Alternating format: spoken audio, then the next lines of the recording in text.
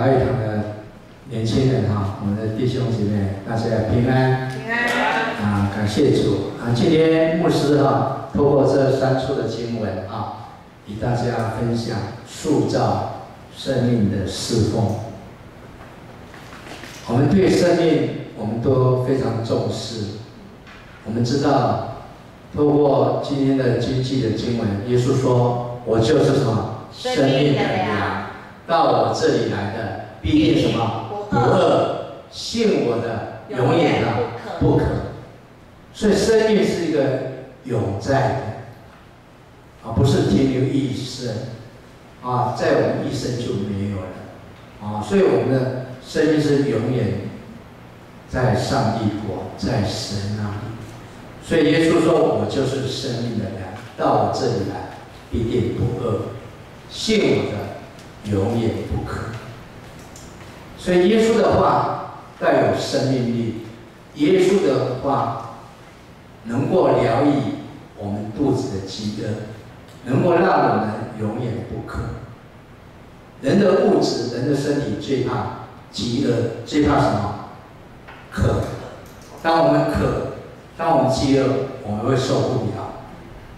但是这是人世间的东西，我们依着这些东西，我们会慰藉。但是比身体更重要的就是生命。我们的生命需要提升，生命的价值是大于物质。所以耶稣的话是带有权柄，带有能力。所以我们年轻人这一代，我们要塑造生命的侍奉，就从我们年轻这一代开始。如果我们这年轻这一代不起来，我们建成教会有什么盼望？没有盼望。所以生命的塑造，我们必须从我们自我，我们愿意跟随耶稣，愿意将自己献上，我们生命才有活力，我们生命才有看得见。所以，我们来到教会，不是停留在教会互相请安，其实平安是一个互相祝福。我们来到教会，我们要透过生命去祝福别人，不是停留在彼此的请安而已。我们愿这个平安临在教会每一个我们所认识的朋友，每一个家庭，甚至我们每一个社区。所以教会的服务的目的不是停留服务我，是服务整个大众、整个社区的百姓。所以教会我们要跟着耶稣的路，耶稣的生命来走。如果跟着自己的心意来走，那是绝对是错误的路，是绝对是一条死路。我们不要进入死路，我们要进入一个活路，让主耶稣的话语进入我们生命里面。主耶稣要让我们去看见将来，所以特别在这疫情当中，我们特别比较辛苦啊，出入都要戴口罩啊。目前我们疫情比较缓和，我们教会就开始慢慢，有些有戴口罩，有些没有戴口罩，但是我们也要谨慎，照顾好自己，也能够保护别人。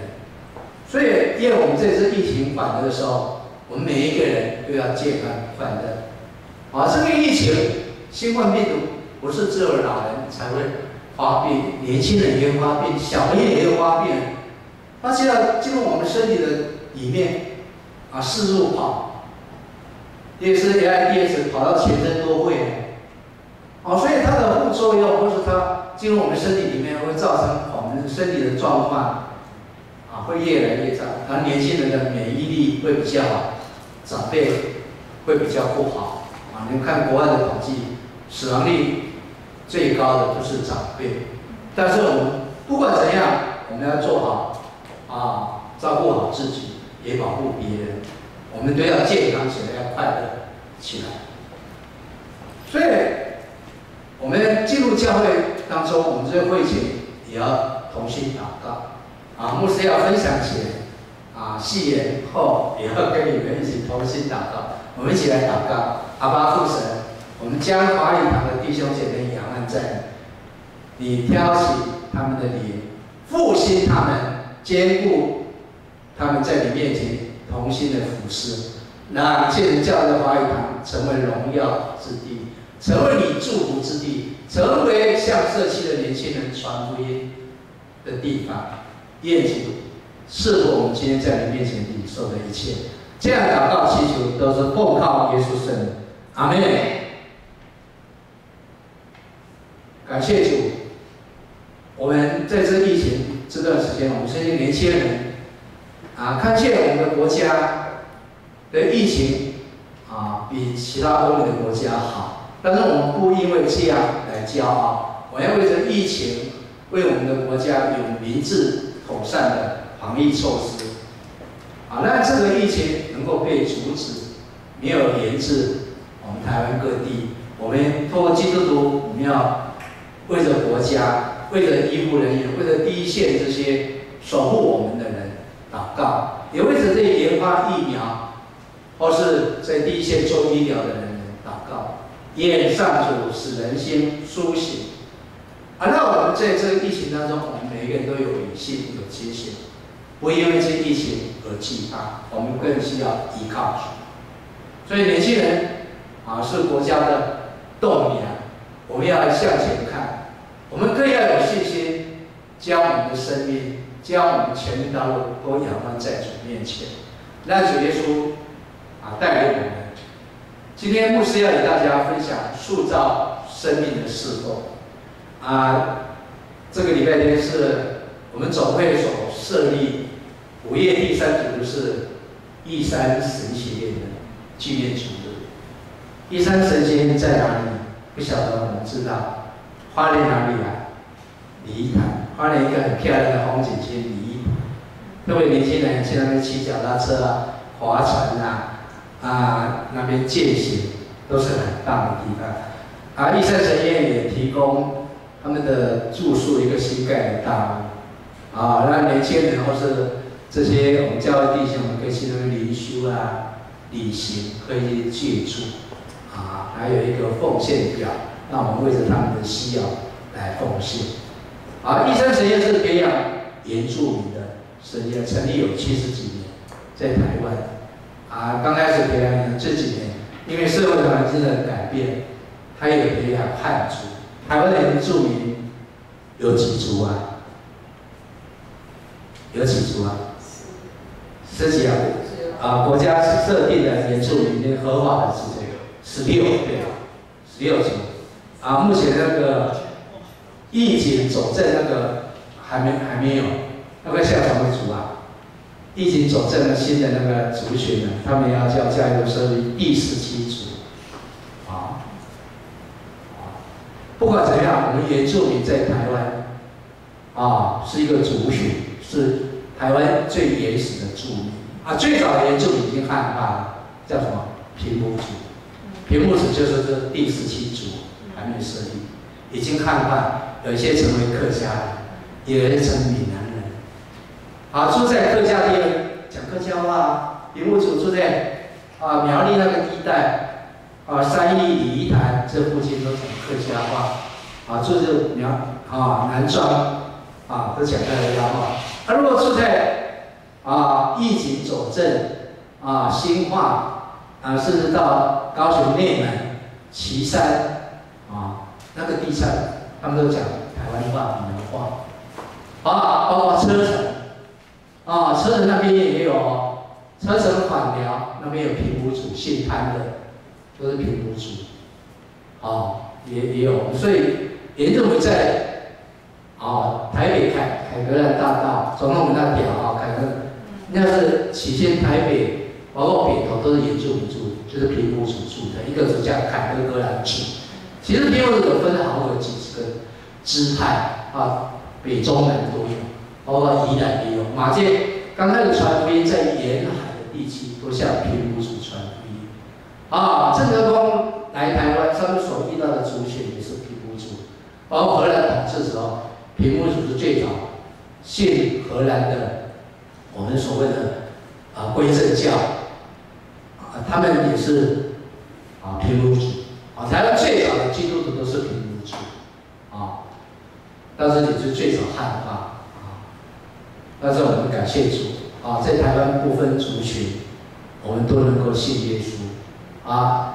玉山神业设立就为了不止原住民，也为着汉族，也这几年也国际化，它也服务国外的这些国外的学生，特别在大洋洲这些学生、非洲或者第三世界的学生来读神学硕士班，他也有开国际班老师要全程用英文教课所以我们不要说原住民的学校很烂，但是老师也要提升，也有国外人，他们全程都要用英文上课，所以说我们读台大真的有国际班的学生他们老师都要用英文教课所以我们看到神业呢也要提升它的水准素质，才能够跟有国际接轨玉山神业也是长老会的系统，也是一个国际化的一个神学院，学生不多，比台神、南神还少，差150位学生，在学的学生150位。它有大型部人文学系，有社工音乐最主要的学生研究所大学毕业读3年的道学硕士班，还有国际的英文的神学硕士班还有教牧学博士班这目前在义神它有这种学制它也欢迎汉族去那边读汉族有平地的，从我们西部去读道授的，毕业一样，长老教会承认义山派出来的神学毕业成为传道师进驻台湾各地的州会所属的教会，成为我们平地的承认。它不只分派原住民的教会，看你族群是原住民，分派原住民的州会；如果在平地的话，就分派在原住民的州会。通过义神成立这个神业，培养原住民。现在原住民的教育在长老会的系统1270几所的教会，他们占差不多1/3，530几所的教会。所以我们看见原住民的教会在长老会里面有1/3，特别原住民，我们看到他们不止在山里生活，很多年轻一代都在平地，已经汉化如果不教他的母语的话，原住民很多会讲会讲台语耶，住在客家地方讲客家话你不要小看原住民，他们适应的能力很强有些阿美族看不起来，看不出来他是阿美族，已经跟我们汉化住平地很久了，父母就在平地当军公教人员，然后当警察的蛮多的已经都会讲台语了。就像我以前在基隆牧会一样基隆的第2代、第3代韩国人很会讲台湾话、闽南话，他不知道他是韩国人的第2代、第3代，是台湾几十年的甚至他们韩国话不会讲所以要回到教会里面，教会教韩国话，基隆有一个韩国教韩国话，他们才会用母语练习。就像我们建成现在有北语有陈老师、陈长老、人民长老在教你们，我们那些各种语言都要学，对我们适应台湾的文化环境、国际都有帮助。语言越多，对文化的冲击、文化的协调、文化的适应是越有成长神学也是不同的族群来读，可以帮助这个神学院里面，在主的爱里面，大家一起成长，一起在生命里面互相来塑造，成为深受喜悦的教会。今天我们读的经文不多，只有3处：约翰福音、使徒行传、马太福音。所以这3处的经文都是名言，圣经的名言。这些我们都很熟悉的经文。第1处就是耶稣说：“我就是生命粮，到我这里来，怎么样？必定不饿，信我的怎么样？永远不渴。”第2处这是我们施比受更为有福的经文。我还是给你们做榜样，叫你们知道应当这样劳苦，扶持软弱的人。又当纪念主耶稣的话说：“怎么样？施比受更为有福。”跟着牧师来念。施比受更为有福。好，第3处，这是耶稣离开地面，吩咐我们一个大使命，这是我们教会初代要到如今到将来，我们教会共同的宣教使命。我们一起来读它的，本来是18到20节，我们读20节。来，我所吩咐你们的，多教训他们遵守，我就常与你们同在，直到世界的末了。所以神他跟我们同在，不是只有存在今时今地，他领我们的生命是将来永远到世界的末了。到世界的末了是不是永远？我们可以活到世界的末了吗？我们肉体无法，但是我们的灵魂、我们的生命是可以到世界的末了。这是一个永恒，超越物质，超越我们眼睛所看见的未见之事。好，神的祝福就是这样。所以今天的经济，今天的经文，这是名言啊。耶稣常常通过这样来说，我就是生命的粮。好，到我这里必定不饿，必定不渴。所以我们成为基督徒，我们人生的次序我们必须要清楚。特别我们年轻人对我们人生的规划，我们都有不同的规划，会照我们的心意来做。但是我们成为一个基督徒，我们人生规划要有一个优先的次序，必须清楚你将主耶稣摆在第几。特别年轻人，我们因为投入在生命的侍奉，将主耶稣摆在第一，我们生命所看见跟一般世人所看见是完全不一样。所以我们必须清楚我们优先的次序，这样我们生命的依归，我们将来的一个规划就会很清楚。你看耶稣来到世间，他30年时间在地面跟家人相处在相处的时间，他把圣经的功课先预备好。你要出社会，你要将你学习的时间跟家人相处，以及以前所要预备学习路程，你必须要铺陈好，必须准备好，那你出来才有东西，来服侍众人。你看耶稣传福音多久时间？3年多而已。你看3年多就建立一个团队，那个团队12个门徒，但12个人衍生马可龙，马可龙就120人。再从马可龙，我们看到耶稣的12个门徒去建立万人的教会。你看耶路撒冷的教会就是万人的教会。所以我们的侍奉如果不以耶稣为中心，我们看不见耶稣的生命活在我们当中。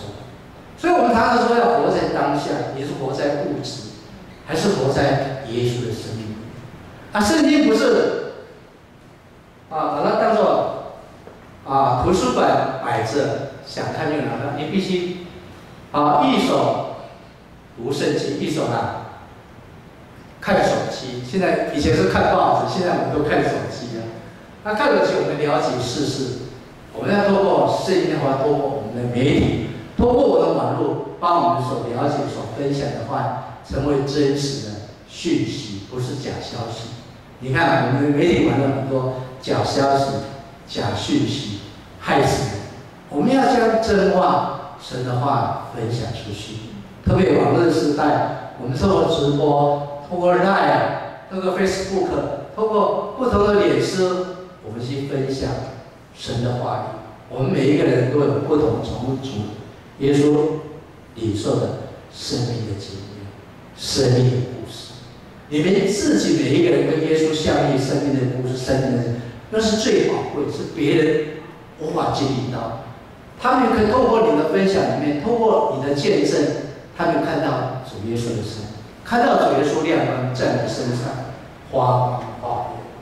所以主耶稣爱我们，让我们透过主耶稣怎么做，我们就怎么做，这就是行生命的事工。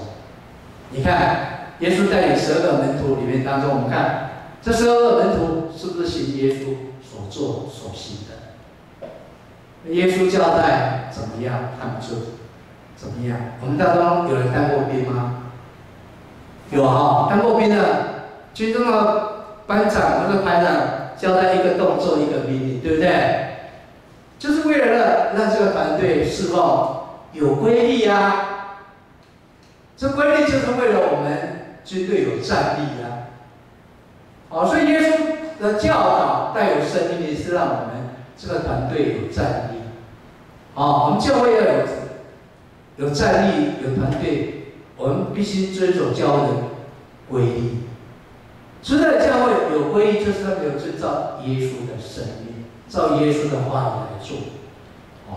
所以我们说到生命的侍奉有3步棋，第一步棋就是生命的追求。各位，我们生命的追求什么？当中我们追求物质是最多的，我们无法否认。追求物质，追求学历。以我们这个年纪，就是物质打工啊。如果父母不给零用钱，不给生活费，我们要去外面打工。我们的学历，大学、研究所，我们是不是要把它完成？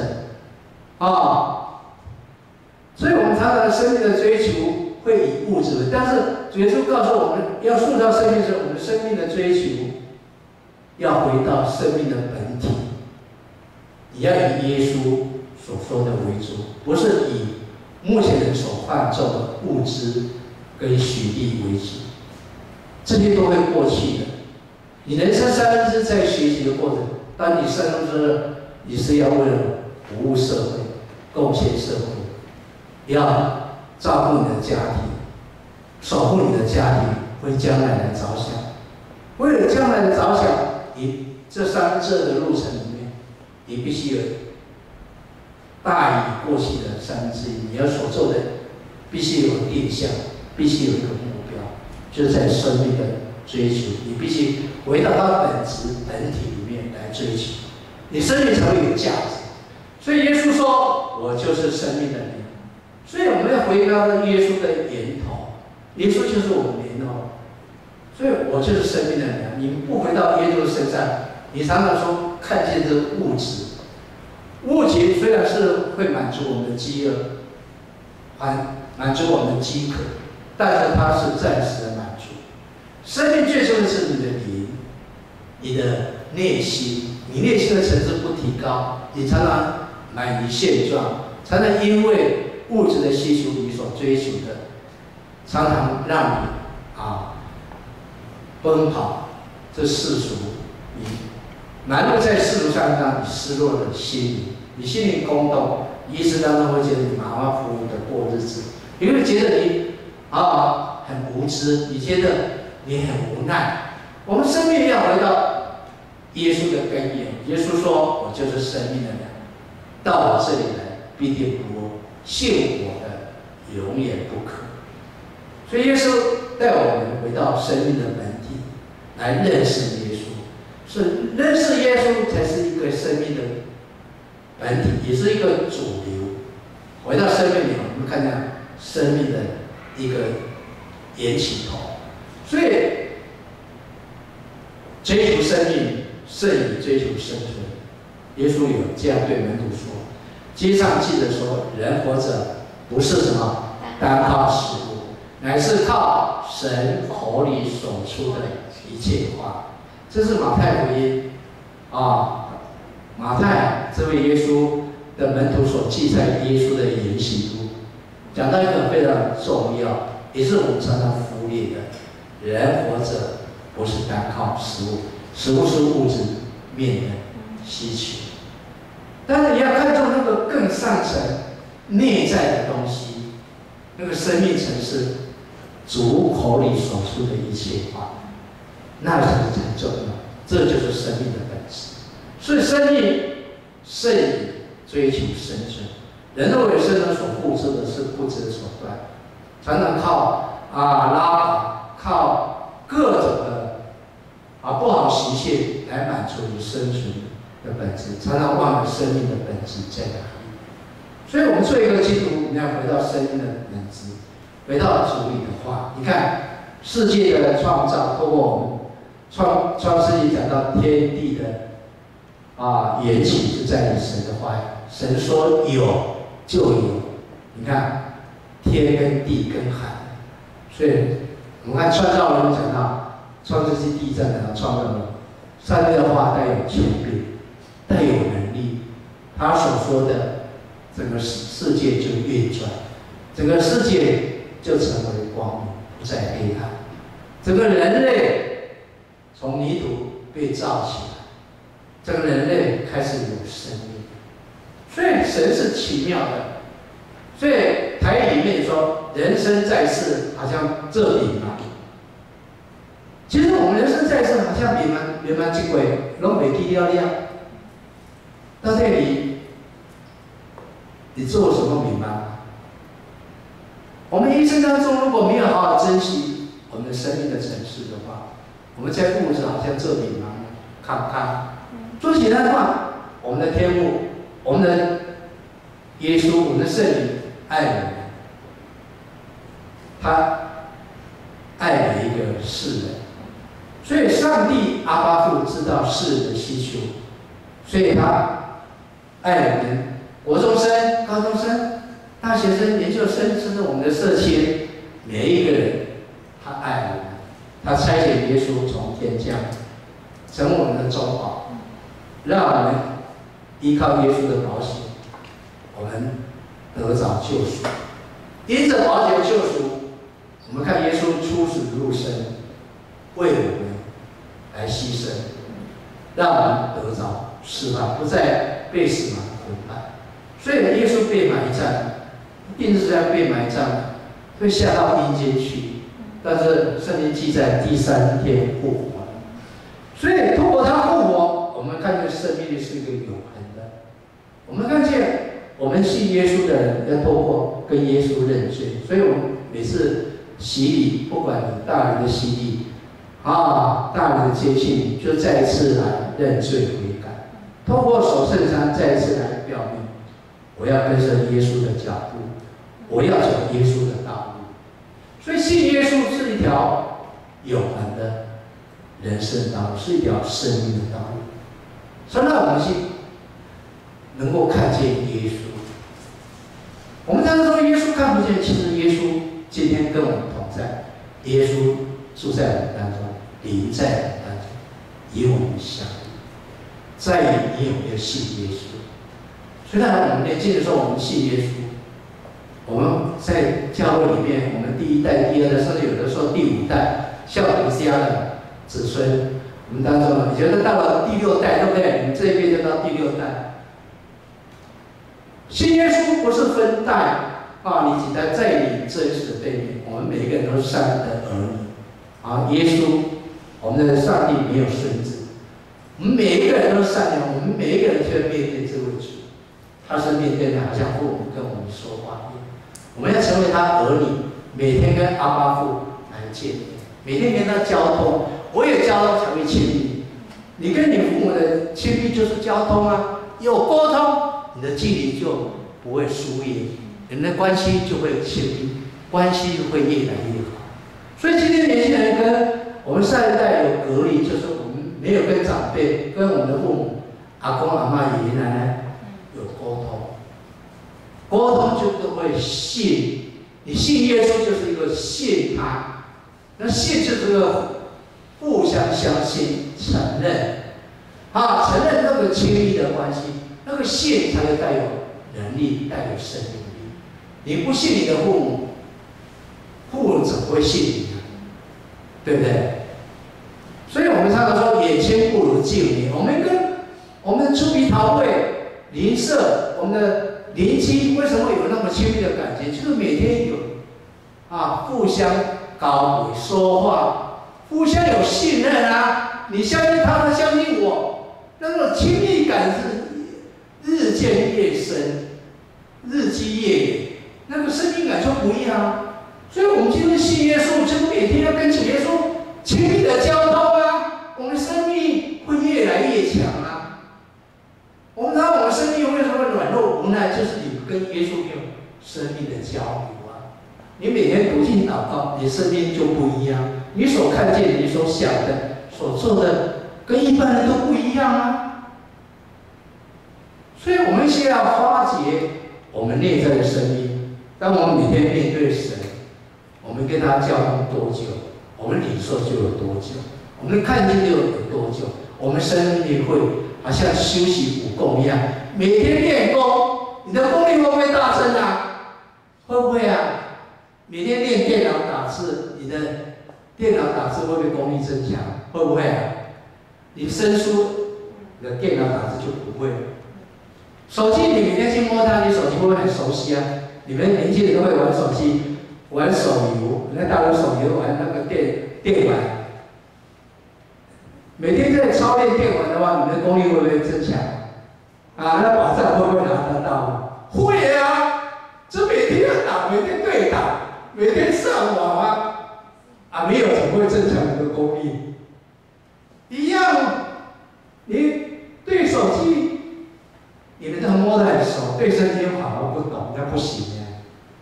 哦，你看，通过手机，通过网络，我们将生命力。加诸在外面，加持给别人啊，加持给人祝福他，让他得到更大的生命力，不是手机。手机这是一个很虚空、虚幻的世界里，真实的世界，耶稣的世界是个真实的世界，你却不摸它，而是摸那虚幻的世界，跟他做好朋友。真实的生命力是永在的生命，你却不跟他做朋友，你对得起耶稣吗？对得起你的父母？对得起你来教会吗？真的对不起。所以我们要改头换面，把耶稣的生命进入我们生命的石块，也进入我们手机的希望，把人的希望世界的生命带到永恒的生命，让人去看见，而不是做手机里面的那个怪动作，是不是自残的自己，而是做一些这不好的释放，那叫不行。所以我们信耶稣是要信的有真，不是有假，那是真的神，他才能够帮助我们。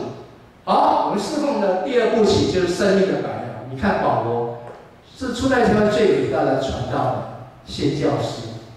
保罗上半场人生的上半是个大坏蛋，是人人讨厌的，基督讨厌，因为他四处抓拿基督徒。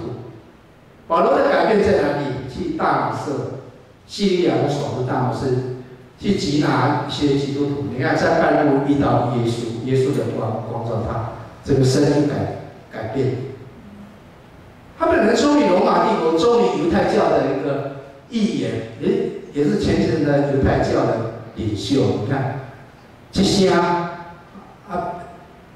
从犹太人认为是他们的大好人，变成基督徒变成一个他们认为的大坏人。所以神改变一个人，会让我们所认为的大坏人变成大好人，所以我们认为的大好人，到后来变成大坏人。所以人的价值跟上主的价值、生命的价值是完全颠倒。所以生命的价值不是在于人看的，是在于上主的眼光来看。在于人看的是短暂的，在于神看的是永久的。你看保罗，他信耶稣后，他凡事成为基督徒，成为教会的同工的榜样。所以我们基督徒要成为我们的同学，成为还没信的亲属，我们灵舍的榜样啊，对不对？不要说我来教会，弟弟或是哥哥，或是我们家人没有来教会，我们常常会计较，爸爸妈妈我来告我，想让我一定来告我，我们不要计较，我们要去影响他们，我们要做完。爸爸妈妈没有来，我们当孙子的，当儿女的，我们要比爸爸妈妈更虔诚。我们年轻一代没有复兴我们的教育，希望我们的教会只会叫更多人来到教会。我们要做完，影响没有来的人，影响我们的父母、爷爷奶奶啊。保罗就是影响年轻人成为教会的同工，去跟他一起做团队宣教的事工。所以说，我们华语堂要兴旺，我们每一个人要成为同工。我们每一个人现在邀请人我们华语堂会兴万，甚至比台一堂还多人。我们要相信神的带领、神的保守、神的坚固，对不对？你们像不像神的祝福？凡事像保罗，给众人做榜样。哦，所以你被造是为了服侍神。所以人生的目的，你的被造是服侍主。你看，亚当夏娃被造就是服侍上帝。管理上帝所给他的产业来荣耀神，所以我们基督徒也是一样，初代教会这些12门徒也是一样，他们成为众人的榜样，为主来服侍。你看保罗，保罗真的很殷勤，白天传福音、训练同工，晚上挑灯夜下，熬夜写圣经，写教会的书信。你看新约里面。书信最多是谁写的？不是耶稣的史书，是这位谁啊？保罗哎，保罗书信里面超过1半，新约里面超过是保罗所写的。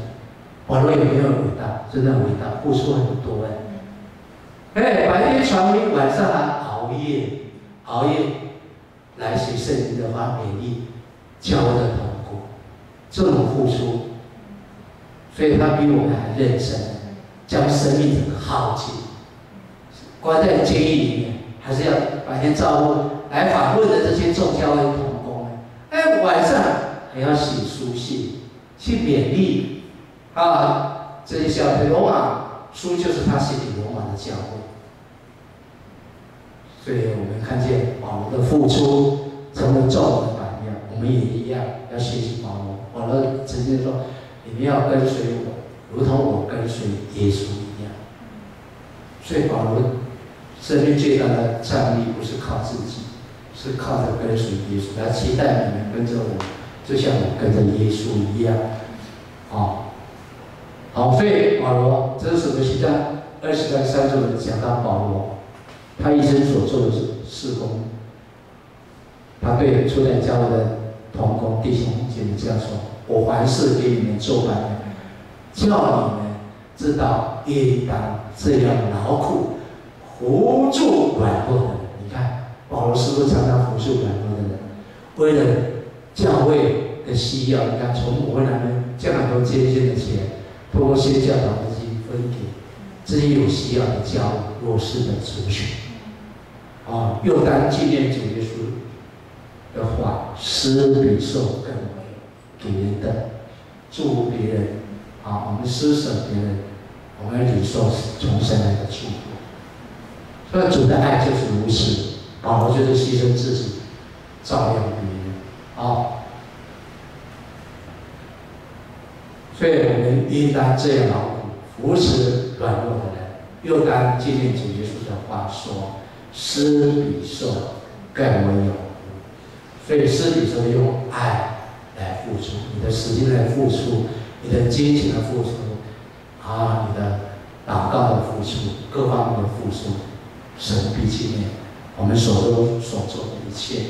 所以生活和事工上，保罗对他的年轻同工跟你们一样年轻。提摩太出来读书也是不到20岁。你看保罗对提摩太说：“不可什么叫人小看你年轻，总要在言语、行为、爱心、信心、切切上。”多做信徒的榜样，所以你不要小看你自己。你看，保罗提摩太也是不到20岁的年轻，这一批同成为传道人，在当代的教会，对提摩太这样勉励，也是对我们一个提醒，勉励我们自己。我们不要叫人看你们年轻，总要什么在言语、行为还有爱心、信心、谦行上。多做信徒的榜样，所以我们年轻人要成为我们建了教会的长辈，我们建了教会的这些弟兄姐妹，包括主席的榜样，我们做得到。就要从保罗的书信对提摩太的勉励，我们每一个人都可以做到。在你愿不愿意付出，在你愿不愿意给你的时间，给你的祷告，给你的属灵的生命，你在那边付出，神就必记你所做的。所以最后，我们生命的时候，第三步起，生命的建造。你想看你的建造，建造什么？不是建造自己吗？要建造上帝的国，上帝的国才是最重要的。所以我们要建造上帝国，我们生命的建造要照耶稣所吩咐的，我们来遵守。耶稣吩咐我们什么？在马太福音28章20节里面很清楚告诉我们：主所吩咐你们的，你们都要教训他们遵守。主耶稣所说的，我们就要教训，像保罗像门徒一样教训你身边的人、你的家人、你所认识的人来遵守。当然，你愿意遵守，你的生命就不一样，你的看见就不一样。耶稣讲，就常与你们同在，直到世界的末了。所以神的祝福就是如此。当然，你愿意遵守，你看到生命的效益、生命的成果，看到生命的有在的价值。耶稣要与你们同在，直到世界的末了。这是最美妙的祝福，也是最美好的祝福。我们愿意也做这美好的祝福。